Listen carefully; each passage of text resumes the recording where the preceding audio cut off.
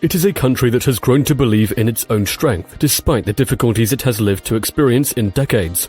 From excessive poverty rates, corruption issues, political chaos, massive mortality rates, and illiteracy levels, Bangladesh today has shown the world that in whatever stance a third world country is in, it can truly revive itself economically and compete with some of the top economies.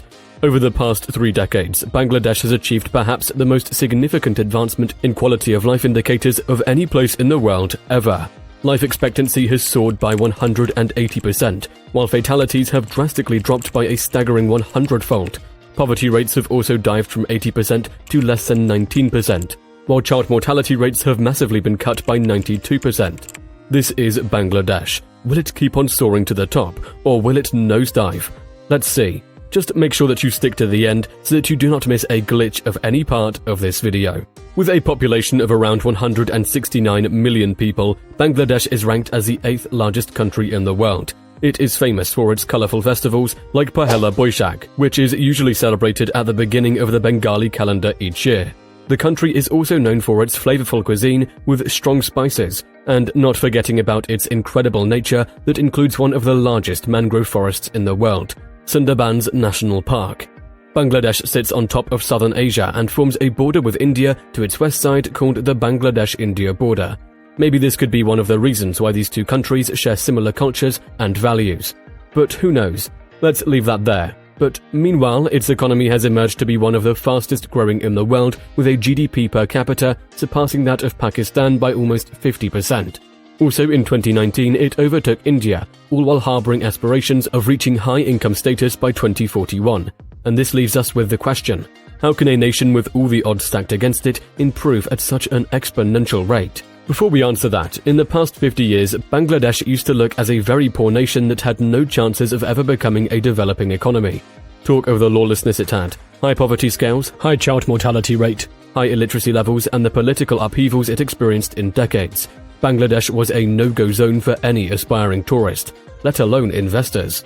Let's all give a thumbs up to Sheikh Mujibur Rahman, a political activist who spent most of his time in trying to liberate the country. He returned back to the country in early 1972, and as a leader of the Awami League, a political force behind the independence movement, he faced a seemingly insurmountable task as a prime minister in fixing the nation.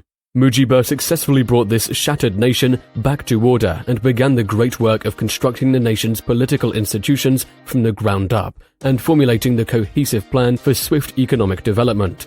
Even though he accomplished this with just a few resources, he faced another problem again. The coalition force that had united against Pakistan during the war rapidly fragmented into various factions, with each one of them scrambling for control over economic assets and political power. This one problem led to Mujibur rewarding loyalty over merit when he appointed officials, a strategy that aimed to safeguard him and his party's grip on power. We can say all didn't go well for Mujibur, as a new government he had formed quickly went into corruption as the individuals in power grabbed every piece of business and companies that belonged to the elites all by themselves, and entirely forgetting about the country's economic situation. To add on to that, this government outlawed foreign investment, and those remnants that were in the private sector were burdened with important restrictions and even subjected to profit caps. The poor management and corruption issues led to Bangladesh's economy falling so rapidly. This attracted lots of problems, and the citizens were therefore subject to abject poverty as the mortality rates continued to be the norm of the day. On the other hand, food was becoming very scarce. From April to July 1974, heavy rainfall led to catastrophic floods that wiped out the nation's rice crops. The economic impact of this was so disastrous, and inflation quickly caught up the process by soaring to 400%. Leading to a widespread hoarding and speculation, while the government's food rationing system was brought to its knees by corruption. To compound the crisis, the United States protested about Bangladesh's continued trade with their enemy, Cuba, and this led to a withhold of around 2.2 million tons of food. The increased mortality rates, alongside with many other problems the country faced under Mujibur, led to a coup that took out his life and most of his family members. General Zia Rahman, popularly known as Zia, later took over from Mujibur and set off to transform Bangladesh's economy. Through his part, the Bangladesh National Party, or BNP, he swept off all policy shifts and restrictions, and true to everyone's expectations, his actions attracted foreign aid from numerous Western countries and international donors. As soon as the economy started to get fair and people's lives were improving, Zia stopped any further economic improvements. In the early 1980s, foreign aid stopped, and food harvest began to plummet too, leading to a slow economic growth. With all this happening, alongside the depoliticization of the military and a crackdown on opposition, another series of coups were carried, with the last one taking out Zia. After his extermination, Hussein Mohammed Ershad took over the country in 1983. Upon taking over from Zia, he quickly solidified his power through an increase in authoritarian measures. He outlawed unions and rival political parties, disbanded the constitution, and reinstated martial law. Despite his promises to transition the country into a democracy, he constantly deferred elections and manipulated referendums to his advantage. Even though he was regarded as ruthless, Ershad reignited the economic reform process that had begun under Zia. The rest of Mujibur-era restrictions on the private sector were eliminated. A much larger portion of the state-owned industries were transitioned to private ownership, and businesses were now allowed to compete in insurance, banking, and other financial services. One of the largest endeavors in his regime was to stimulate export-oriented economic growth, inspired by the recent success of Hong Kong, South Korea, Taiwan, and Singapore. This was initiated with the establishment of the export processing zone in the country's southeast. With all these expansive reforms in place, Bangladesh started to see an improvement, and quickly the country became a magnet for NGOs. With their continued existence in the country and them having great interactions with the government, Ershad allowed them to provide everything from education and financial services to healthcare and family planning. To Ershad, this was a great way to ensure a financial flow for the country's economy. Even though it worked effectively, it somehow changed Bangladesh's image to a form of laboratory for experimental poverty-reducing initiatives. With that happening, let's not forget one important figure, economist Muhammad Yunus, who introduced a loan system. In his view and studies in 1976, he found that one of the biggest hurdles that people faced in the community was a lack of money, to which they could use to improve their productive capabilities. Because the nation's financial sector was weak and banks refused to lend people loans, he came up with an idea where people would form groups of 5 and each given tiny loans without the need for collateral. He started this as an example where he used his own money to loan out individuals in his community. Immediately, people received the loans. They were guided to buy productive assets like cattle, improved farming equipment, and also start small businesses with it. Meanwhile, the group members were responsible for supporting each other during repayment difficulties, as any default by an individual jeopardized the entire group's access to future credits.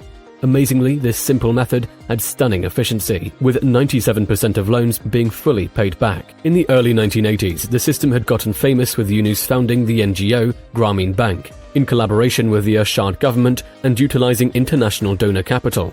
This saw the rate of poverty reduced from 75% to 48%, and over a few decades the borrowers saw their incomes rise 43% higher than those who didn't participate in this loan system. More and more, NGOs kept on rising in the country, with the main one, BRAC, known in full as the Bangladesh Rural Development Committee, founded by Faisal Hassan Abed, a Bangladesh-born Shell oil executive who left UK to help those in need. BRAC was responsible for founding homes for refugees and establishing desperately needed medical centers. Following the war, its initial success saw it expand quickly to other avenues for alleviating poverty. Meanwhile, BRAC and other committees spearheaded an extensive family planning campaign to curtail the soaring birth rate, by bringing it down from nearly 7 births per woman in the 70s to just 2 today. NGOs largely continued to help the country's productivity, safety, health, and education, among many other things. By the year 1990, things started to go south for Ershad as his grip on power began to fade. The controversial legislation he passed, the rigging of elections to his advantage, suddenly saw him face a mass opposition from his citizens. The protests grew more intense by November that year, forcing Ershad to step down from power on December 6, 1990. As years went by, new export processing zones were opened in the hopes of financially spurring on sustained export-oriented growth. But with no significant natural resources, unskilled labor force, and limited capital for investments, Bangladesh turned to focus on one major product: garments. For them, garments was like a starting point for their success. Still in the 90s, conditions looked ripe for Bangladesh to continue their garment business that began many decades earlier. In just a few years after Bangladesh's independence, developed nations began protesting their own garment industries, which faced stiff competition due to influx of cheap imports from Asia. they created the multi-fiber arrangement, which established stringent import quotas on each of the major garment-producing countries, offering a greater opportunity for Bangladesh to flourish. This saw Bangladesh hosting production bases on its soil. Industries such as the South Korean corporation Daewoo and Desh Limited came together to form a production base in Bangladesh. This move alone, incentivized by Bangladesh's status as a least developed country, granted it preferential duty-free trade with developed markets. Today, we are speaking of Bangladesh's leading position as an ideal location for garment manufacturing. Why is it so? It is because Bangladesh is one country that is cheaper to rent warehouses and employ labor force, as its wages are among the lowest in the world, and coupled with a massive population, it is much easier to find an endless pool of workers to fill new factories. As a result of this, the garment industry started booming dramatically, and most importantly, it was mainly hiring poor women, that composed 90% of the industry workforce, which not only boosted employment opportunities, but also increased the poor families' incomes. Also, because of economic globalization in the 80s and 90s, the international demand for labor force had grown significantly, and this granted opportunities for Bangladeshis workers to find employment in other countries. In turn, these people kept on sending money back home to their families. Even though these workers went to a variety of countries, most of them went to the UAE, Saudi Arabia, and other Gulf states. The total revenue they sent back home grew from $778 million in 1990 to $10.8 billion in 2010.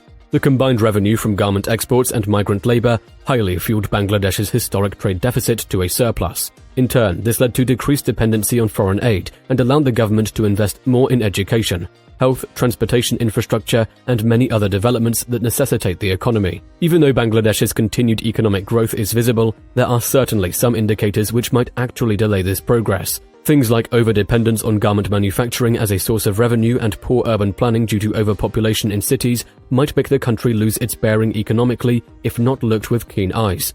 Also, it might lose the usual preferential trade with rich countries, as it strives to hit to the most developed group of economies, meaning other nations like Cambodia, Kenya, Ethiopia, and many more will have a chance to steal away some of its market share.